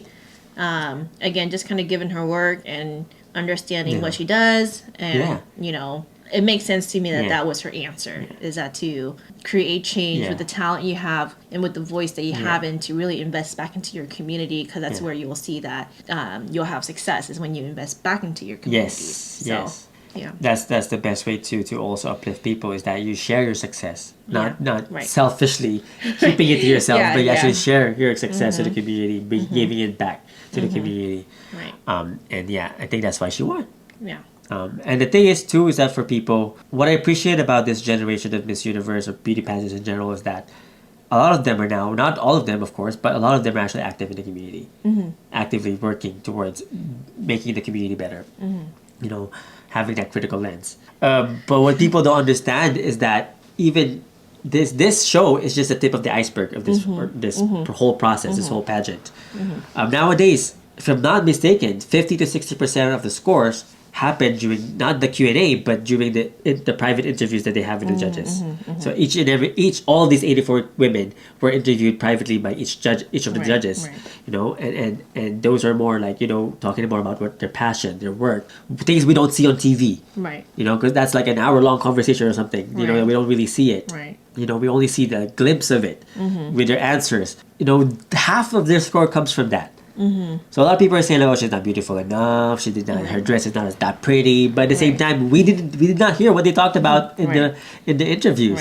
You know, someone may be really beautiful and really sexy and wore the best gowns in the world, but if their private interviews, you know, these conversations were, you know, a flop, then of course they're not going to make it to the top. That rhymed. Wow, Miss Universe really got you rhyming. It's in my blood. Being a descendant of beauty queens. Actually, this was to be honest, it was my first year rooting for Miss USA. Yes, me too. Because I think for me in the past, I've always rooted for the Asian countries. Actually, because I'm Asian American, and I love to see Asian representation. And so for me, I rooted mainly for Asian countries because I saw me being represented in them. But this year, I felt, okay, this is an Asian American woman also representing USA, which I really liked. And so I was actually rooting for Miss USA this year, my first year. Sorry. Let's actually watch the announcement of the winner. The new Miss Universe is...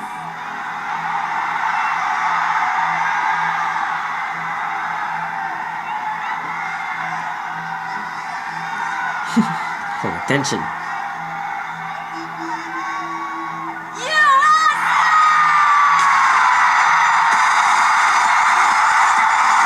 She didn't really hear. Took her a while to process. Yeah.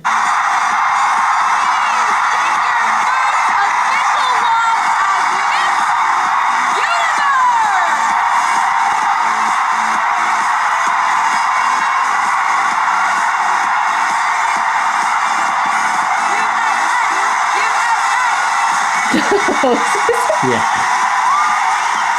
Hey, she's an Asian American.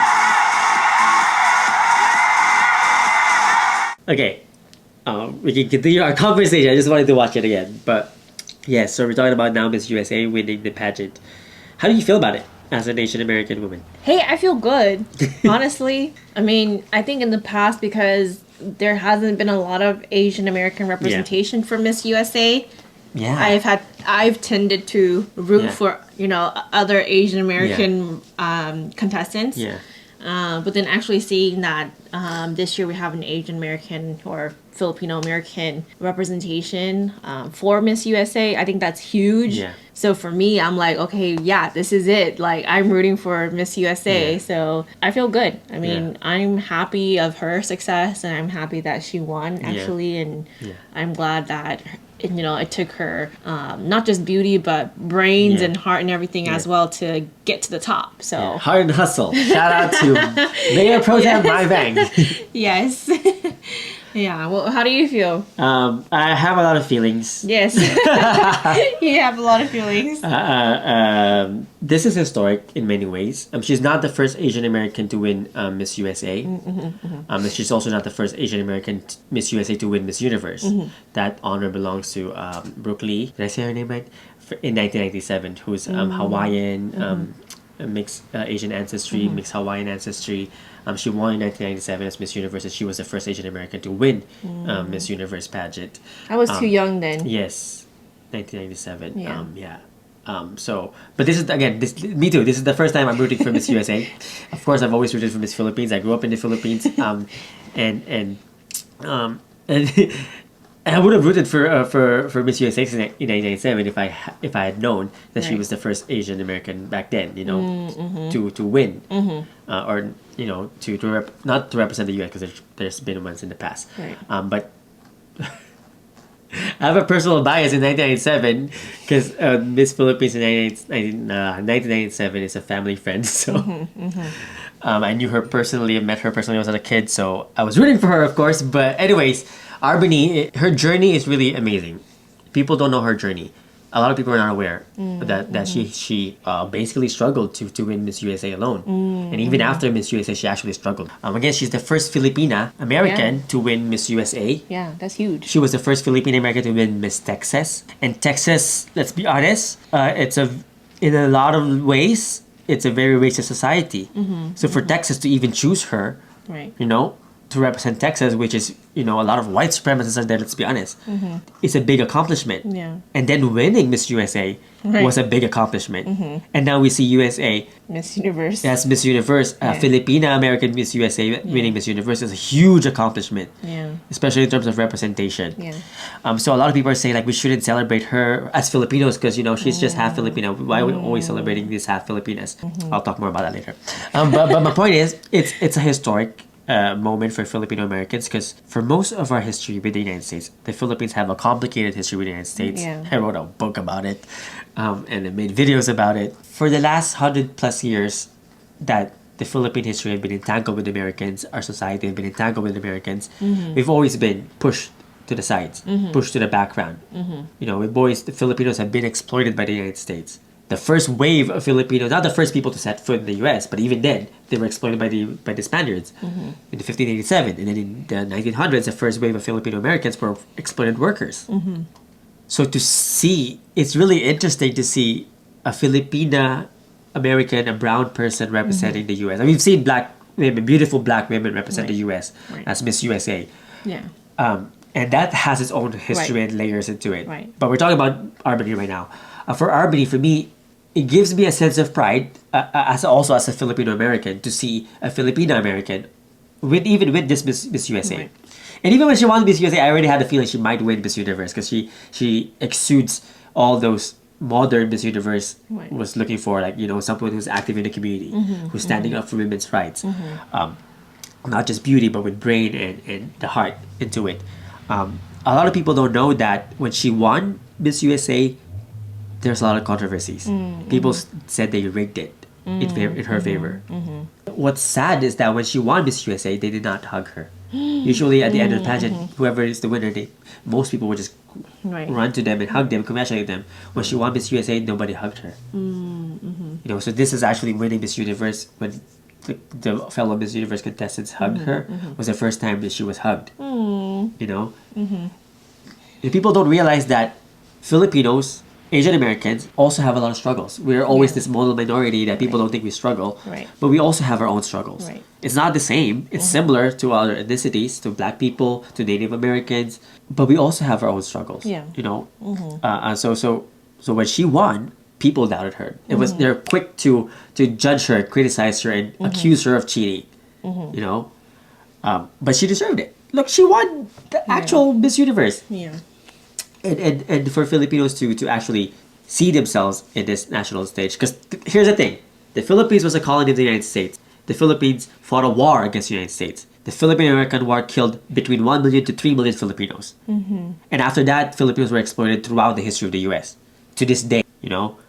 So, in a way, it's like a poetic justice type of thing to now see Miss Universe, a pageant that was meant to amplify white standards of beauty, now has, they've always had Black Miss Universe, but now has a Filipina, American, brown, you know, a Filipina beauty win Miss USA and then win Miss Universe in a space that was meant to amplify white voices, to amplify white standards of beauty, you know, to use other ethnicities as just tokens. You know, let's be honest, that's how it was in the beginning. You know, and now to see someone like her win, it has an immeasurable empowerment that comes into it. You know, in terms of like representation, seeing yourself. You know, one thing I want to point out too, as a historian, that I noticed is that she was the first Miss USA to win, or Filipino American to win Miss USA, first Filipino American to win Miss Universe, and guess where it happened? I don't know. New Orleans. This was hosted in New Orleans. The first Asian American community in the United States was started by Filipinos in New Orleans. That is a big historic coincidence for me. That when I realized that, like, oh my god, and that wasn't on purpose. It just happened. Coincidence that, you know, the first. And the thing is, St. Malo in Louisiana, were the oldest Filipino and Asian American town in the United States history that we know of, historically speaking, since the 1700s. That community, I met the descendants of that community. You know, they're still around. The thing is, they're all mixed. You know, because Filipinos back then were not allowed to bring their wives and children. A lot of them are young men who were brought here to be exploited as workers. And there's a lot of like segregation happening throughout the history of the United States. But in that town, a lot of people are mixed. You know, you see leaders of the Filipino American community who are also part French, part Cuban, you know, part white. I guess who's to say that they aren't Americans or Filipinos? Filipinos, Yeah. So it's kind of like poetic for me too that she's half. She represents that identity. Of that, you know, that's been there since the 1700s. What I'm trying to say too is that there's a lot of comments about on the Miss Philippines part, how we've been sending all half Filipinas, mestizas, which means half white, half Filipina candidates in Miss Universe to represent the Philippines. They're not pure Filipina. You know, there's a lot of that criticism. I'll save that one for the last. But one, if you look at since 1952. The many women the Philippines sent to Miss Universe, the vast majority are actually brown Filipinas. They're not mixed or like not half white. It just so happened that Catriona is half white, half Australian. Pia is half German. But the thing with Catriona is that she actually spent years in the Philippines to immerse herself in indigenous communities, to learn about the issues, to learn about the Filipino community, and you know, embrace her culture. The thing about Pia, she grew up in the Philippines. She grew up in Mindanao. If you know the history of the Philippines, Mindanao is the most marginalized, exploited part of the Philippines. She grew up there. And she speaks fluently, not just one, but multiple Filipino languages. There's 187 languages in the Philippines and over 100 ethnicities in the Philippines. So there's no such thing as pure Filipino.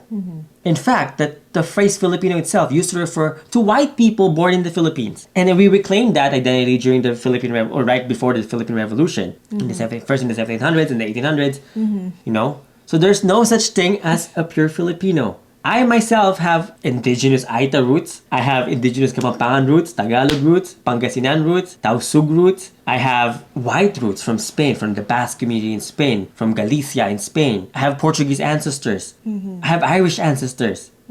But if you look at me, I'm Filipino. Oh, I may be light-skinned because of my mixed ancestry. But that's the thing too. Not all Filipinos are dark brown. I mean, I feel bad that they don't get as represented as light-skinned Filipinos, but at the same time, we shouldn't deny light-skinned Filipinos as being Filipinos. Right. Same with Hmong people. There's a variety Yes. of us too. It's like you could be a dark Hmong person. Yeah. You can also be a light-skinned Hmong person. Yeah. Doesn't make you any less Yes. Hmong. Yeah. And what I'm trying to say too is that we got used to the Filipinos, politically speaking, we identify as brown. Right. Especially in the political spectrum in the US. A white supremacist society imposed these colors as lines like white, black, red, brown. We group into the brown group. But the thing is, people forget that brown, there's a lot of shades Yeah. that are still considered brown. Right. Anyways, I'm going to a tangent, but I'm happy she won. I'm proud that she won. She deserved it. Her answer alone Yeah. in the final Q&A was superb. Yeah. And I bet she had great answers in the private Q&As. Yeah. Technically, some people would say she went over the buzzer. Yes. So, but my thing is that everything she said before the buzzer Was already good. was still really, really good. She just needed to She wrap just it up. finished her thought. Yeah. Yeah. Because I was listening, I was like, yeah, I mean, everything she said before that buzzer was still really great. Even if you take out the stuff after the buzzer, Yeah. it would still be a solid answer. You know what's funny? I've seen people criticize her for going over the buzzer on social media, but at the same time, these people were celebrating Michelle Yeoh going over the buzzer during during the Golden Globes. Where she literally told the Golden Globe staff to shut up and let her finish talking. So it felt like that to me when she Yeah. tried to finish her thought. Right. But the thing is, her thought was already finished. Yeah. She just Yeah. needed to wrap it up. On a good ending. But yeah, so I am proud of her. It's a historic moment to see a Filipina, Asian American. This might end up like a 5-hour, 6-hour talk if I talk about all of these Also, things I saw. I know. I was like, I wasn't going to bring this up, but then I was also thinking, man, Asian Americans and Asians alone have been going through so much in the This past. past couple of years. Yeah, a couple of years. Asian especially women during in the pandemic. particular. Yeah, especially Asian women. So this win is like, to me, I'm just like, poetic justice. Yes. Yeah. Like, hey, look at us. Like, we have an Asian American woman representing, Yeah. like, The U.S. the USA. Yeah. And also, she's now Miss Universe. Yes. And I'm like, you can't stop us. You can't stop us. So, I want to say a lot of things, but we went over time like her. We went over the buzzer by an hour or two. This is a 2-hour talk now. But anyways, one thing I also want to point out was that she's technically the 5th Pinay to win Miss Universe. Sure, she's not from the Philippines, but a lot of people don't know that the term Pinay, the term Pinoy, this identity actually started in the US. this political Yes. identity. A lot of these identities are political. Right. Filipinos were claiming the name Filipino in the Philippines back in the 1700s and the 1800s was political. The term Asian American, Filipino American in the 60s, 70s, that was political. That was a political statement. That's a political act. And even with the term Pinoy being this identity that people in the Philippines today are embracing, people in the US are embracing. People think Pinoy comes from the Philippines, but the actual identity of Pinoy, politically speaking, historically speaking, referred to Filipino Americans. It was a term that Filipino Americans used to identify themselves in the US, to distinguish themselves from Americans and from Filipinos in the Philippines in a way.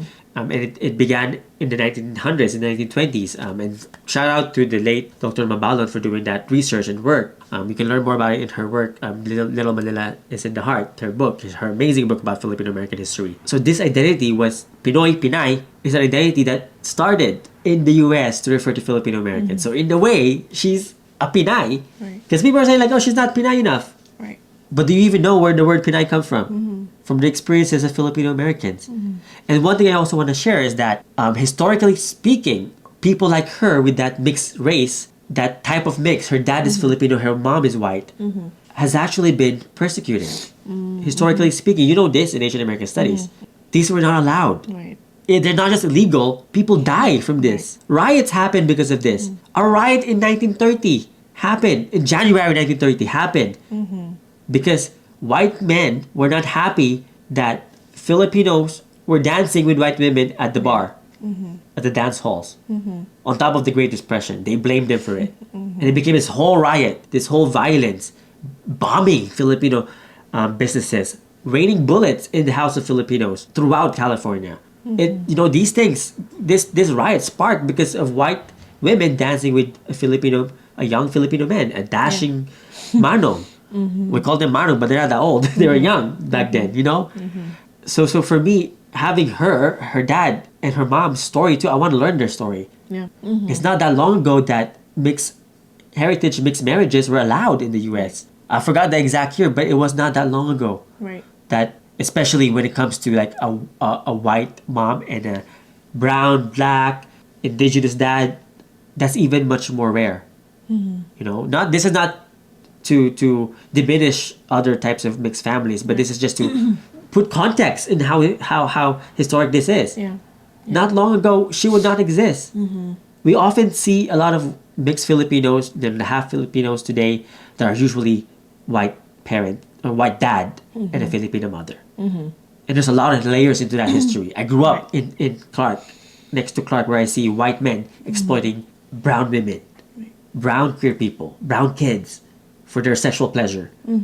I grew up with a lot of mixed heritage kids in Pampanga who were left behind by their white fathers. I don't want to get emotional. Sorry to get emotional. But my point is, this is another poetic thing that I see, that a few decades ago she would not exist. Right. Her parents would have been persecuted. Yes. I'm getting fired up. Yes. Let me calm myself down. Feel You can I can feel it over here. let me take a pause. You take the universe. Yeah. I don't remember the exact years, but I want to say 1957. I'm just gonna throw that out there. Is it? Let me see. It's Loving. The case is called Loving in Virginia. 1967. Wait, I said 1957. It's okay. Okay. I see. I'm just a decade off, but not that far off. Even then, it's 10 years closer to us. Yeah. I mean, these anti-miscegenation laws. Yes. Really, it's about placing value on, like, say, white women, white bodies. Yes.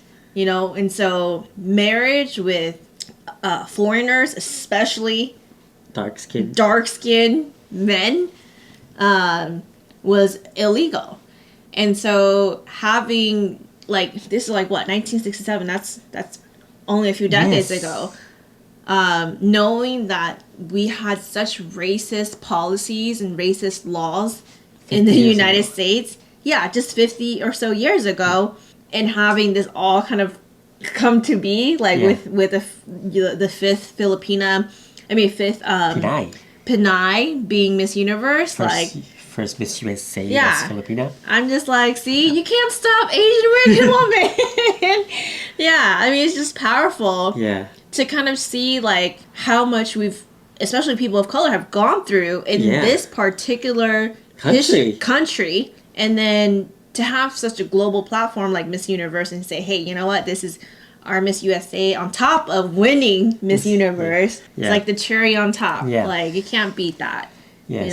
And I think that there's a lot of exciting stuff in store for her. Like, for young Asian women. I mean, especially for young Asian American women too. And so there's so many layers to her win, a historic win. And we can probably go on and on. Yeah, but like, people are quick to judge based on the little snippets they see. Right. People are quick to judge based on the things they saw on TV or what. But sometimes we often forget the value of those messages, those empowering visuals, representations, that is needed, that is still needed. Just going back to her being Pinay and her dad being Pinoy, people are saying, like, oh, we shouldn't celebrate her, she's not even representing the Philippines. But she embodies the values that she appreciates in the Filipino culture. She actually identifies as Filipino American. She can actually speak Tagalog, even though she has an American accent. She values her identity as being part Filipina. Yeah. And people often think that your nationality is defined by the place of your birth. Right. That borders defines your identities. No, it doesn't. Hmong people don't even have their own country, for example, sadly. Yeah. Because of the historical injustices. Even in the Philippines, there's over 100 ethnicities in the Philippines. my point is, identities do not end at the border. They don't. Yeah. It would be to say that just because I'm born in the United States, it doesn't make me Hmong Less Hmong. anymore. Yes. Because I'm now an American. Yes, same But so much of my culture and my cultural values are Hmong. Yes. So who's to say that Yeah. I'm not Hmong? Yeah, right? who's to say how Right. her parents brought her up? Right. You know, so and the fact that she embodies it Yeah. and she actually Yeah. proud of it Yeah. is another layer into it.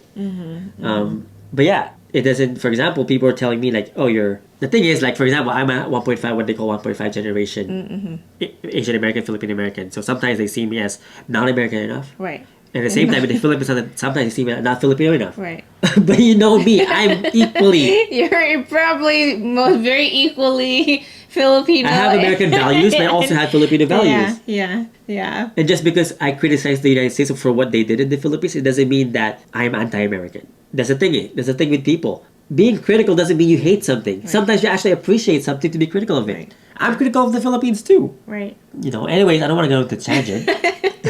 But yeah, I congratulations, Arbany. Yes. Gabrielle. Congratulations. And I saw her dad on the audience how proud he was Nice. Yeah.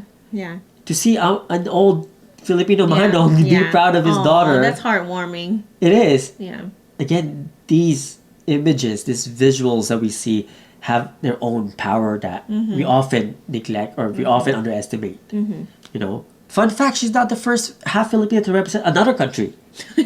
2007. Yeah, yeah. I know this because one of them is named Kirby. Kirby Ann Baskin represented Norway. You know, and then there's another one who's German, half German, who represents Germany. So in 1 year, there was 3 Filipinas competing for the crown. Yeah. And again, there's no such thing as pure Filipina. No matter how much half you are, I'm not half, but my ancestors down the line are half, doesn't make anyone less Filipino. Right. For me, your identity is how you see yourself, at the same time how you embody the values of that community, how you use the values of the community in terms of interacting with the community, how immersed you are in the community. Because my values are very Filipino American, Right. are very Filipino and very American at the same Yeah. time. Yeah. And the thing is, just because you're one thing doesn't mean you can't be another. Filipinos love halo, but at the same time, when it comes to identities, you can only be one thing or another. Right. Okay, I'm getting fired up again. But anyways, this is getting too long. I don't know how we're gonna edit this because it's been longer than expected, way longer. Yeah. Almost 3 hours now that we're talking about this. Anyways, before we go, any last thoughts and messages? Just that, be proud of who you are. Don't be ashamed of where you come from, no matter what. Stand up for something and use your voice for change. Those are my takeaways from watching Miss Universe. Yeah. And I just want to echo what Miss USA, now Miss Universe said, Arbany, to use what you're good at, to use your platform, not to spread hate, not to divide people, but to unite people and to take actions to save, not save in general, because sometimes people don't need saving. You know, to help uplift the community, the marginalized communities, the exploited communities. If you have privilege, use that to uplift the community. Don't hoard it all to yourself. I've seen those. But anyways, I don't want to go into tangent. We talked a lot already, and a lot of my viewers know my values already from watching my videos. But before we go, today's shout out goes to the following retweets that got lucky. Okay, today's shout out goes to the first one, Armando Fozaeta. Let_let1220. At Ufems, EUFEMS. Mabuhay, Yufi Fight.